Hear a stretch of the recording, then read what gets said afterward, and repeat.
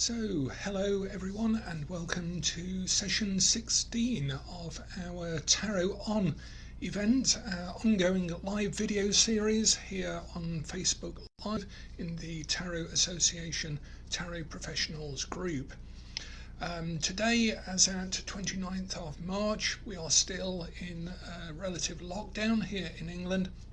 Now, I know other people in the group are in similar situations, so I hope again you're all keeping well, safe, following the advice of wonderful scientists and advisors and even politicians. Some of them are stepping up to the plate and making very difficult decisions. I wouldn't like to be a tarot reader for a court, like a politician at the moment.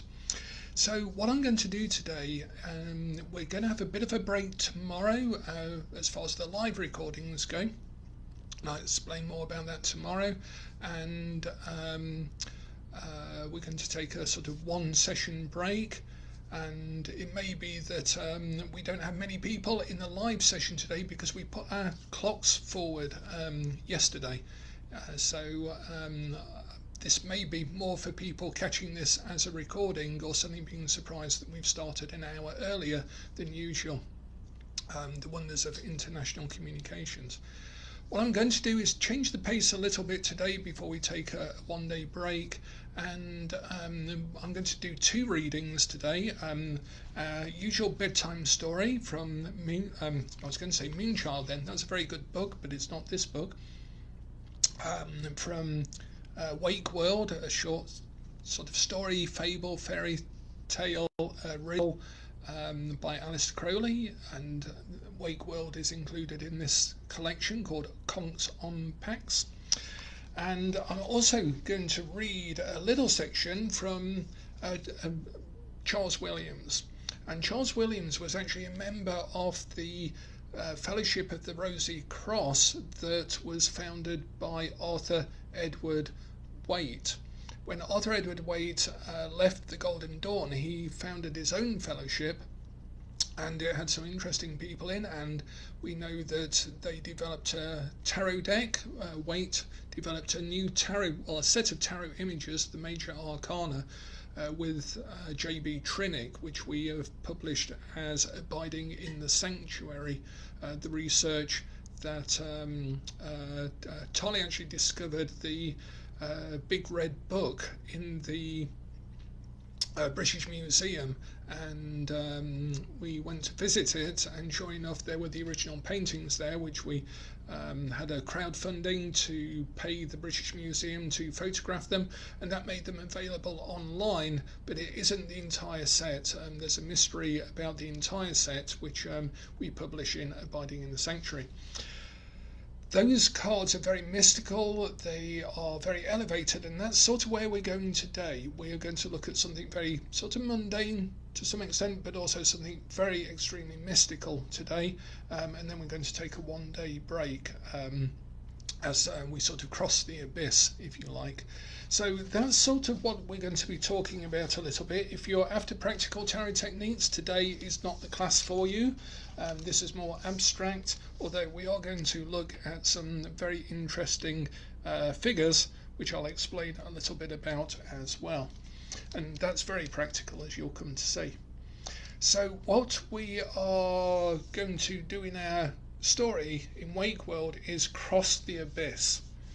And we remember in our story we've got to Hesed, which means loving kindness or mercy, and we realise that there's no direct path to our next port of call, our next palace in Bina, meaning understanding. There's no path between mercy and understanding. There is only a direct path from fear to understanding, and this makes sense of the biblical injunction: the fear of the Lord is the beginning of wisdom, because Chokmah is wisdom.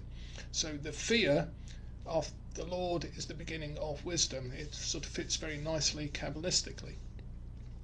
But outside of a sort of Christian context, or even a Kabbalistic context, in terms of occultism and spiritual development, we wind our way up, and then we have to do something rather frightening at the abyss. in order to lose our entire sense of identity and cross into a more mystical understanding, a unification with the universe.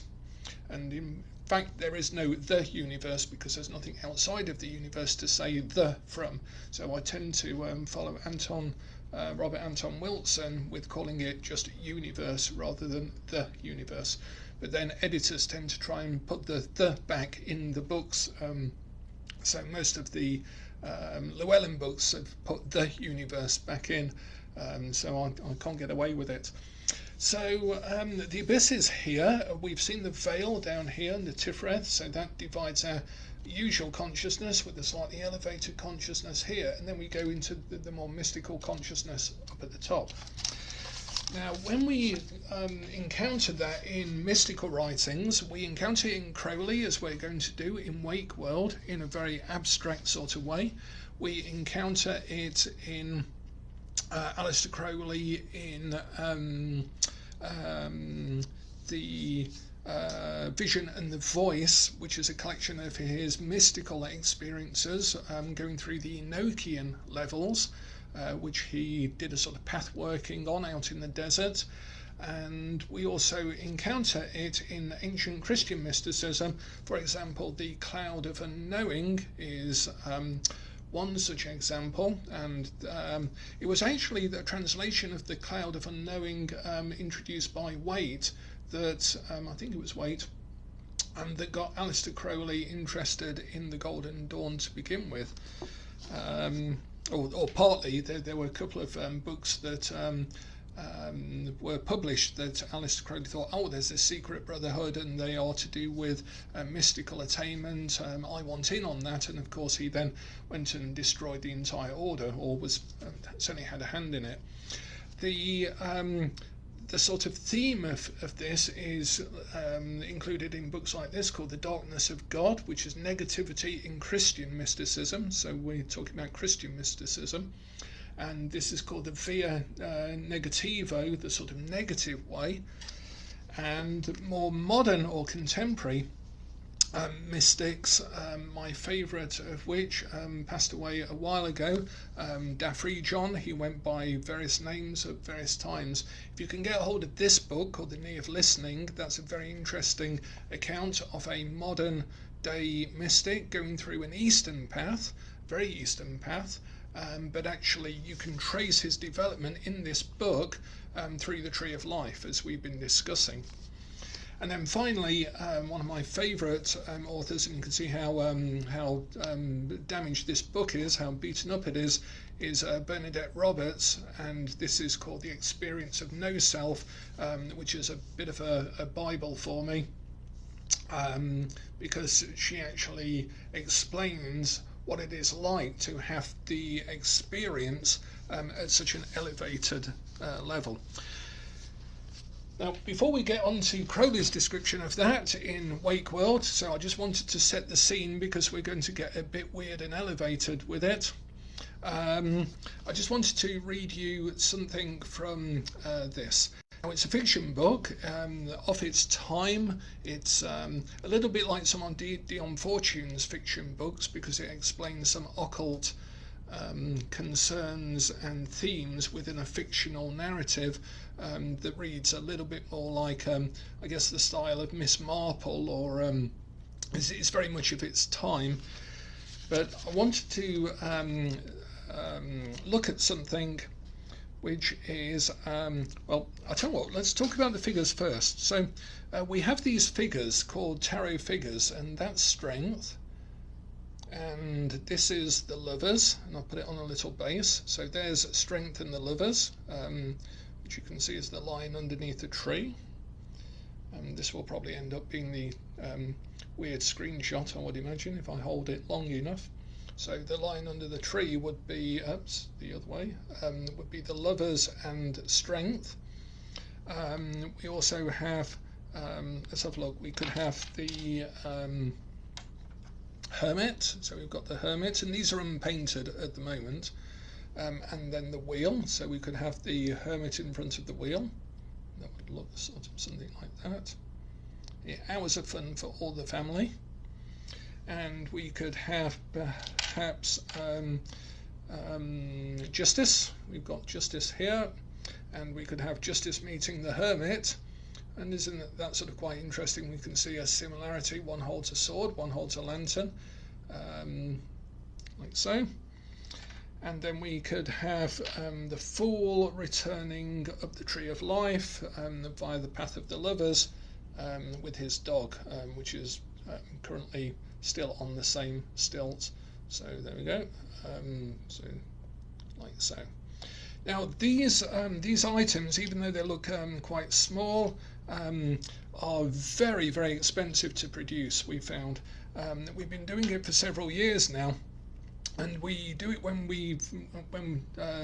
the Tarot Association and tarot professionals can afford it, to actually have them sculpted, and hopefully the guy who's sculpting them will be around long enough to finish sculpting them for us, and then we have them cast in Germany and then sent across to the US for distribution. And it's a sort of vanity project because it costs about 100 times more to produce one than we'll ever make selling them. So there's our Hermit again.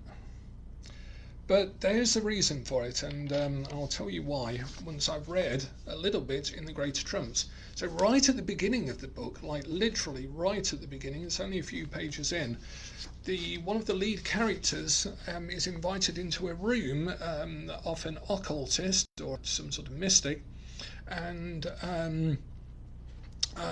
this is what is found behind these thick black curtains. Of course, they're thick black curtains in the room. So I'm just going to read a couple of pages for you now. The place into which they came was smaller than the outer room. It was hung all round with heavy black stuff, and it filled with a curious pale light, which certainly did not come through any window or other opening. The colour of that pale light was uncertain. It seemed to change softly from one hue to another. Now it was red, as if it were the reflection of a very distant fire. Now it was green, as if diffused through invisible waters that covered them. Now it was darker and half obscured by vapour. Now those vapours were dispelled, and the clear pallor of early dawn exhibited itself within the room. Can you see what he's done there? To this changing phenomenon of light, the two men paid no attention. They were gazing at a table which stood in the centre. It was a table made of some kind of strange wood. So much could be seen from the single central support, which opened at the bottom into 4 foot pieces, and each of these was again opened into some 12 or 14 claws upon the whole 56 of which the table rested. But the top was hidden, for it was covered by a plate of what looked like gold, marked very intricately with a pattern, or perhaps with 2 patterns, one of squares and one of circles, so that the eyes, as with a chessboard, saw now one and now the other as predominant. Upon that plate of gold were a number of little figures, each about 3 inches high, also of gold it seemed, very wonderfully wrought, so that the likeness to the chessboard was even more pronounced, for to any hasty spectator, could such a one ever have penetrated this room, the figures seemed like those in a game, only there were many of them, and they were all in movement.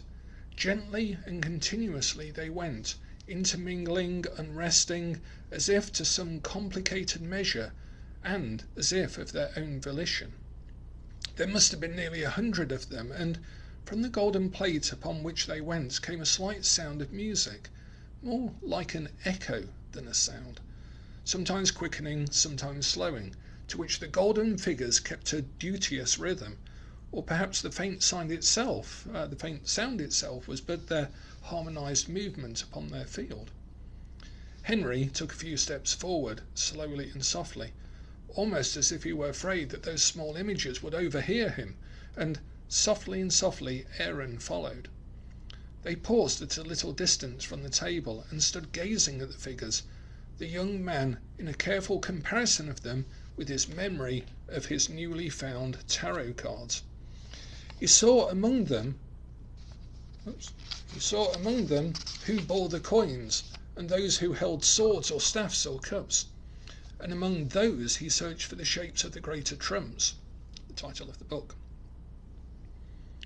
And one by one his eyes found them, but each separately, so that he fastened his attention on one, the rest, as he fastened his attention on one, the rest faded around to a golden blur. But there they were, in exact presentation. The juggler who danced continuously around the edge of the circle, tossing little balls up and catching them again. The emperor and empress, the masculine and feminine hierophants. The old anchorite treading his measure and the hand-clasped lovers wheeling in theirs. A sphinx-drawn chariot moving in a dancing guard of the four lesser orders. An image closing the mouth of a lion, and another bearing a cup closed by its hand, and another with scales but with unbandaged eyes, which had been numbered in the paintings under the titles of strength and temperance and justice. The wheel of fortune turning between two blinded shapes who bore it. Two other shapes who bore between them a pole or cross, on which hung by his foot the image of a man, the swift, ubiquitous form of a sickle-armed death, a horned mystery bestriding two chained victims, a tower that rose and fell into pieces and then was re-arisen in some new place, and the woman who wore a crown of stars, and the twin beasts who had each of them on their heads, and the twin children on whose brows were two rayed suns in glory, the star, the moon, the sun, the heavenly form of judgment who danced with a skeleton half freed from its grave clothes, and held a trumpet to its lips, and the single figure who leapt in rapture and was named the world. One by one Henry recognized them and named them to himself, and all the while the tangled measure went. After a few minutes he looked round. They're certainly the same, in every detail they're the same, but some of the attributed meanings aren't here, of course, but that's all.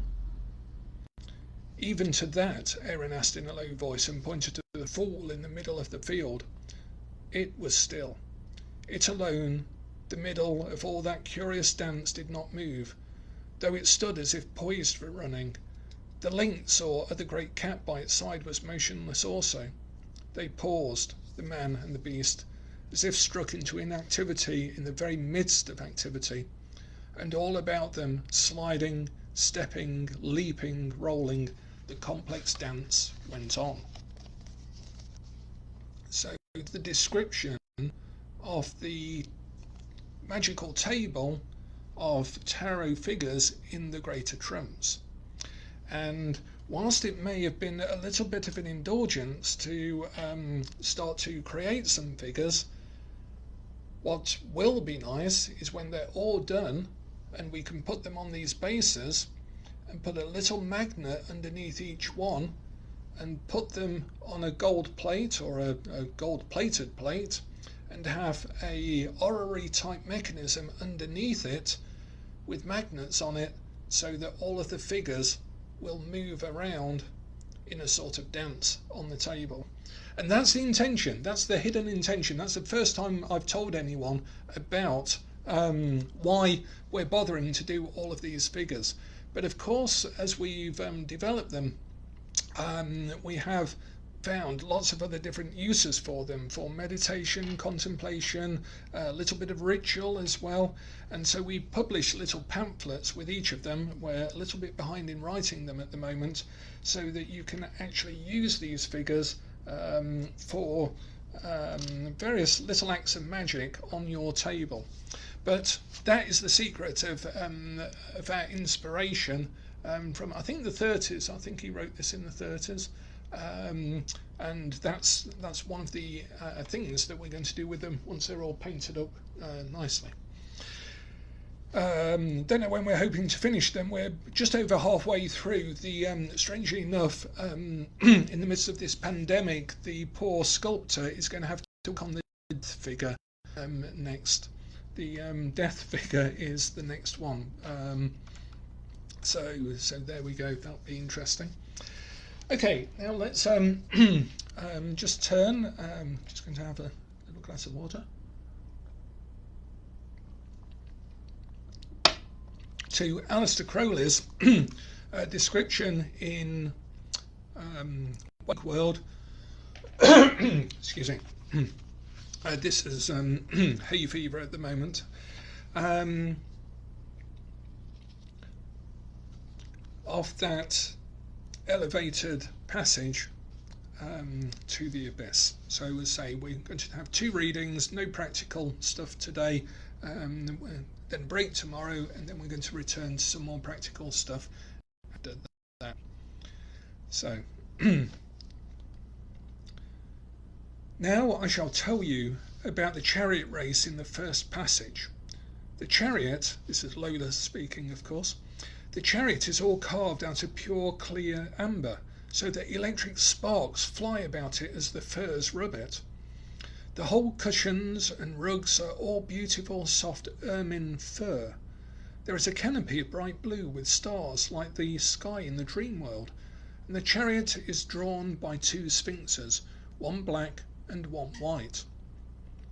The charioteer is a most curious person. He is a great big crab in the most lovely glittering armour, and he can just drive. His name is the mysterious name I told you about with 11 letters in it, but we call him Yahoo for short, because he's only 19 years old. It's important to know though, because this journey is the most difficult at all, and without the chariot one can ever do it, because it is so far, much further than the heaven is from the earth in the dream world. The passage where the twins live is very difficult too. They are two sisters, and one is very pure and good, and the other is a horrid, fast woman. But that shows you how silly dream language is. Really, there's another way to put it. You can say that they are two sisters, and one is very silly and ignorant, and the other has learnt to know and enjoy. Now, when one is a princess, it is very important to have good manners, so you have to go into the passage and take one on each arm and go through with them singing and dancing. And if you hurt the feelings of either of them the least little bit in the world, it would show you were not really a great lady, only a dress lady. There is a man with a bow and arrow in the air, and he soon would finish you, and you would never get to the third house at all. But the real serious difficulty is the outdoors. You have to leave the house of love, as they call the fourth house. He said, you are quite naked. You must take off your husband clothes and your baby clothes, and all your pleasure clothes, and your skin and your flesh and your bones. Every one of them must come right off. And then you must take off all of your feeling clothes, and then your idea clothes, and then what we call your tendency clothes, which you have always worn and which make you what you are. After that, you take off your consciousness clothes, which you have always thought were your very own self, and you leap out into the cold abyss, and you can't think how lonely it is. There isn't any light or any path or anything to catch hold of to help you, and there is no fairy prince anymore. You can't even hear his voice calling to you to come on. There's nothing to tell you which way to go, and you feel the most horrible sensation of falling away from everything that ever was. You've got nothing at all. You don't know how awful it all is. You would turn back if you could only stop falling, but luckily you can't. So you fall and fall and fall, faster and faster, and I can't tell you any more. And so she does, of course. We do find out a little bit more about what happens beyond that part of the journey, but we'll take a break until tomorrow, and then excuse me, we will continue the day after, and I'll make sure that the timing is correct as well.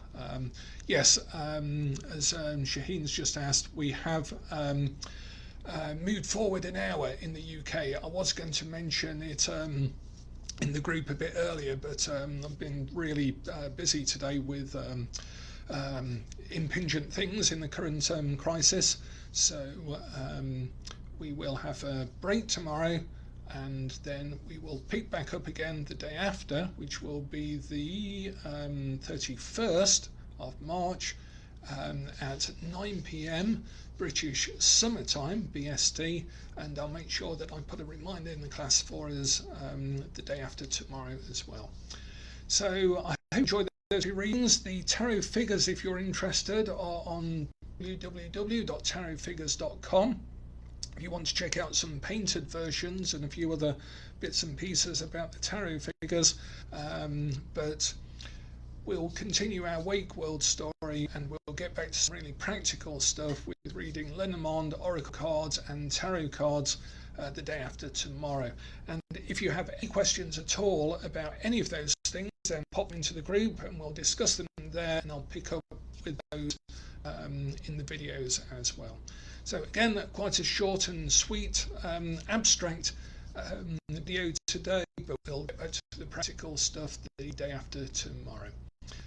And I think we've got about 11 hours, about 11 and a half hours of video now, so if you haven't caught up, then there's another day to catch up with all 11 hours of it. Godspeed if you do. Okay, thanks a lot. Hope everyone stays safe and comfortable and healthy. Right, okay, take care. Bye for now.